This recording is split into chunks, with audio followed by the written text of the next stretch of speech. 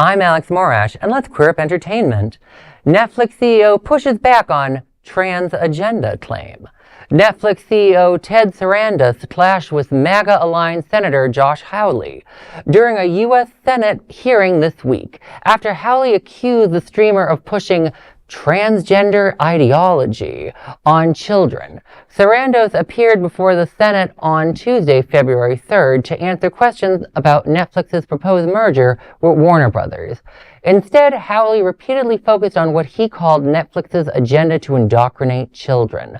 The Missouri Republican asked, quote, "Why is it that so much of Netflix content for children promotes a transgender ideology? Almost half of your content for children." I'm talking about minor children now. I'm not talking about teenagers. Minor children promotes a transgendered ideology agenda, end quote. Sarandos responded, "Respectfully, sir, it's because it's inaccurate." Hawley doubled down, asking if it is an advocacy position for Netflix. Sarandos firmly pushed back, declaring Netflix does not have any political agenda and parents can block titles they don't want their children to watch.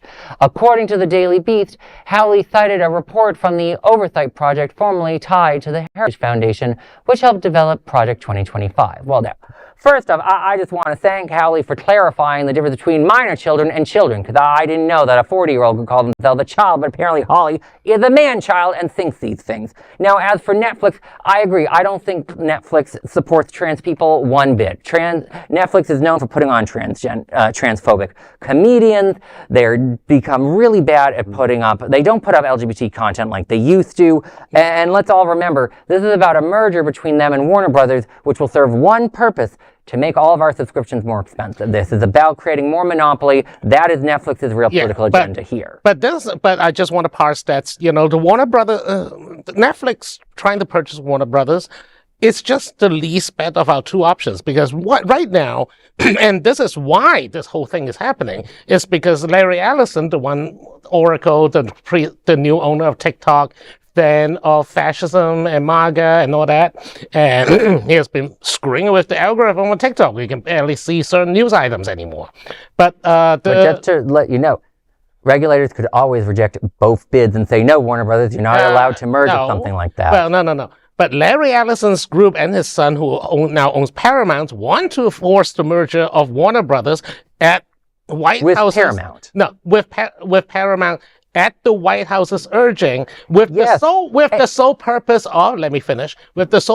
of destroying CNN, because Trump doesn't like CNN.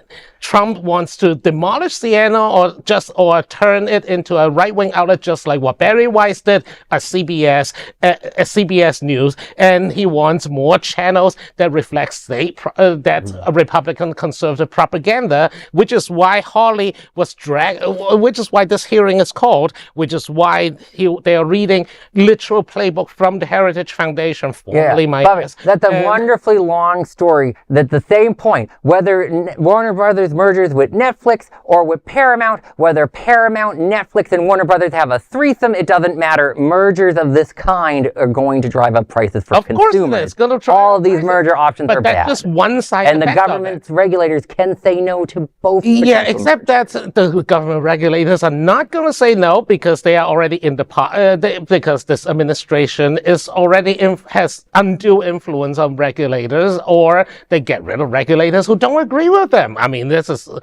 We are now fighting a war for the Federal Reserve, a traditionally very nonpartisan, very neutral. Keep it one agency at a time. Most people don't even know what the Federal Reserve is. We'll teach you another night, kid. Google it.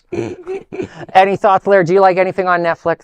Or do you like HBO Max or whatever Warner Brothers is calling itself? Well, actually, no. I actually have not been an HBO subscriber in a while. I've thought about Netflix before this story. But one of the interesting things, too, is Netflix is building a new studio in New Jersey, which is a blue state from where I was native to. Mm-hmm. So it'll be interesting to see, once all this gets sorted out, how they kind of land. I like to think with the crash and burn of the Kennedy Center, which I refuse to call it what it's called. Well, an act of Congress is needed to change its name. Sure. Same like the Department of Defense But can't I just guess the change point its of what name. I'm saying is I like to think that Netflix will maybe be a little bit more balanced in terms of what they're presenting and not as right-wing as Hollywood. And if we're going to loop back to the Kennedy Center, the John F. Kennedy Center. We could do that on another story, Bobby. My I just want to note that now that all the performers are no longer willing to perform there, they have abruptly shut it down and quote unquote for reconstruction.